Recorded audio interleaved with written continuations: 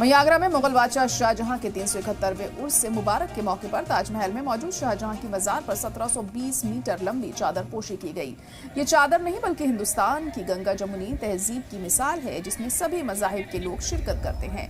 ताजमहल के तहखाने में मौजूद शाहजहां और मुमताज महल की असली कब्रों पर ये रंग बिरंगी सतरंगी चादर पेश की गई। ये चादर 1720 मीटर लंबी है, जो हर साल भरती जाती है क्योंकि लोग अपनी अकीदत से कपड़े इसमें जोड़ देते हैं।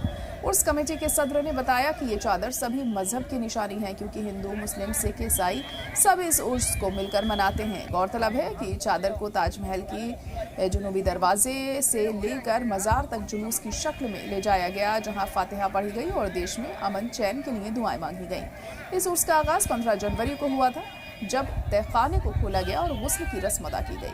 3 दिन तक कव्वाली, कुरान ख्वानी और लंगर का इंतजाम रहा। खास बात यह रही कि उसके दौरान ताजमहल में सयाहों के लिए एंट्री मुफ्त रही, जिससे हजारों सयाहों ने इस तारीखी मौके के वो गवाह बने। याद रहे कि ये उर्स शाहजहां की याद में हर साल मनाया जाता है, जो ताजमहल के बानी है। ये महल मोहब्बत की निशानी है। ये तो हिंदुस्तान के संविधान में है। कोई भी आस्था अपने रख सकता है, कोई भी आस्था की संकल्प कर सकता है। भी आजाद है, वो भी चढ़ाए, भगवान चढ़ाए, हरा पीला नीला चढ़ाए नहीं चढ़ाए, तो अभी भी जो चादर चढ़ाता है उसकी आस्था है, वो चढ़ा ले।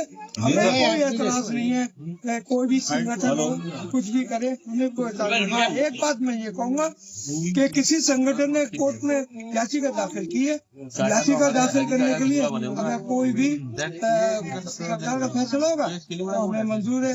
दूसरी चीज ये है कि इसके अंदर जो है जो भी कार्यक्रम होते हैं वो सब होते हैं, हमें CI साहब की सपोर्ट मिलती है, पुलिस की सपोर्ट मिलती है।